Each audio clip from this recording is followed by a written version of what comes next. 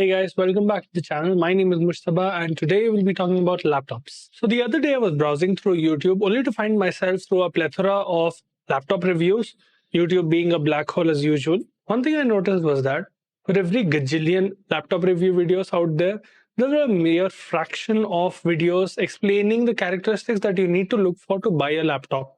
A good laptop is something that serves your needs. Now, this can vary quite a lot from person to person, depending on your budget and your daily usage, your profession, and so on. There's no one size fits all approach to this, and it is very specific. With that being said, let's dive right into the video. First things first, make a checklist. Now, this is a very important step whether you're buying a laptop, a mobile, or any other product for that matter.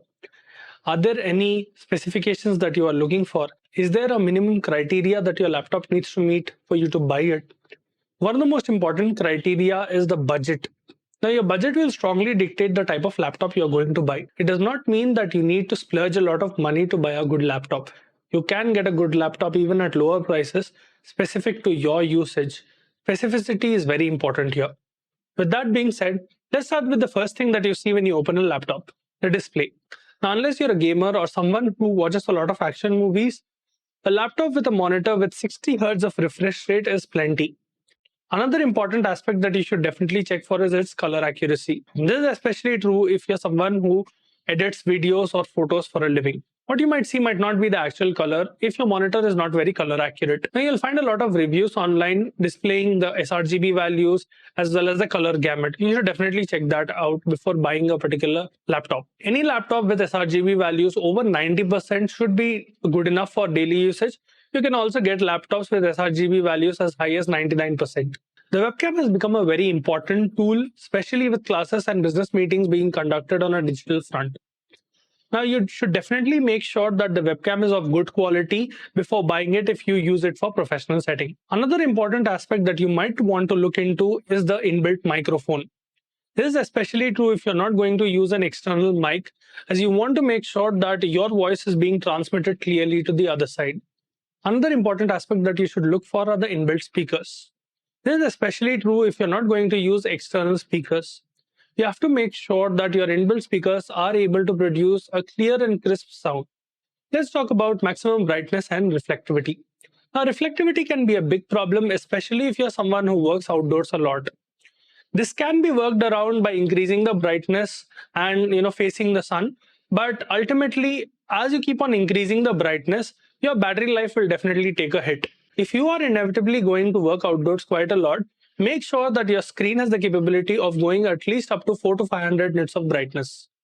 If you are going to work indoors, 300 nits of brightness is plenty.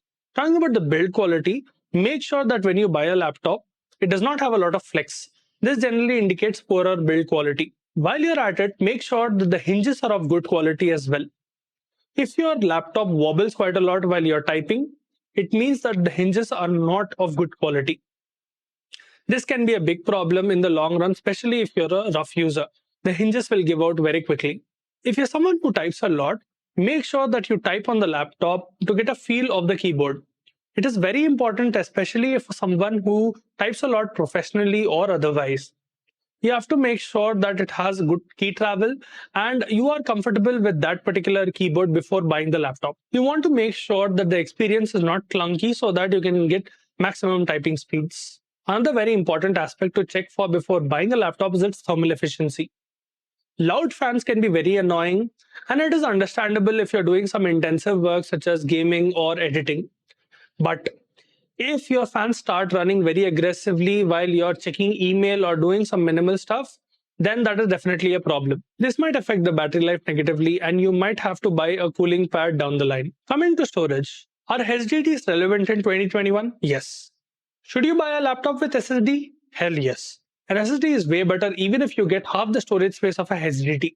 The experience is buttery smooth and the overall performance of the laptop will be much better. This will jack up the price of your laptop quite a lot, but it is definitely worth the investment. If possible, get a hybrid laptop. The OS will be installed on the SSD, while the other application and files will be used on the HDD. Talking about the ports, in 2021, you don't need to look for laptops with an optical drive. CDs are on their way to become this generation's floppy drives. make sure your laptop has at least 2 to 3 USB Type-C ports and a Thunderbolt port if possible. A USB Type-C port can be very handy as well, as you can charge your laptop very easily with your mobile charger, and it can be very handy in a hitch. Make sure the laptop also has a HDMI port in case you want to connect it to an external monitor. Talking about RAM, in 2021, you shouldn't even be looking at laptops with RAM under 8 GB. They just don't cut it anymore. If you're a heavy user, definitely get a laptop with 16 GB or higher amounts of RAM. Upgradability of RAM is another cool feature that a lot of laptops support nowadays. Try to get a laptop with that option if possible. Coming to battery capacity. Now, this is a very subjective matter and it will definitely come down to your own usage. But I would say try to get a laptop with at least 4 to 5 hours of battery backup. Now, there are a lot of companies that claim laptops to have 10, 12, or 15 hours of battery backup, but you have to understand that these have been realized under ideal conditions. You'll rarely meet such conditions in your day-to-day life. One alternative is to get a laptop with fast charging. Even if your battery life gets drained quickly, you'll be able to bring it back up to 100% quite quickly, and it is much better than keeping your laptop plugged in at all times. Talking about the graphics card, if you're someone who uses the laptop for office work or you do not do any intensive gaming, you can definitely get away with an integrated graphics card. You do not need to buy a laptop with a dedicated graphics card unless you are doing something graphically intensive, such as designing, gaming, or editing. A dedicated graphics card will shoot up the price of the laptop considerably.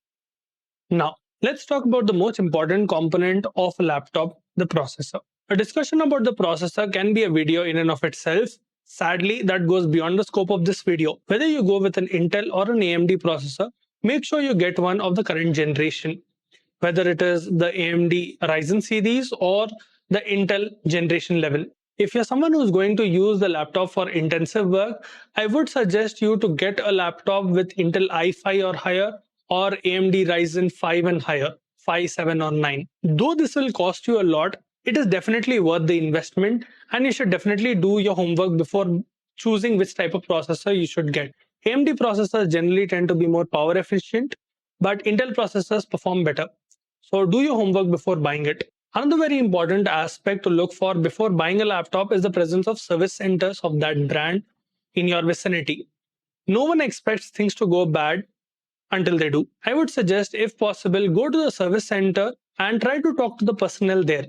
They will be able to give you a lot of good suggestions so that you can narrow down onto one model that you should buy. I hope these pointers help you in finding the ideal laptop for your needs.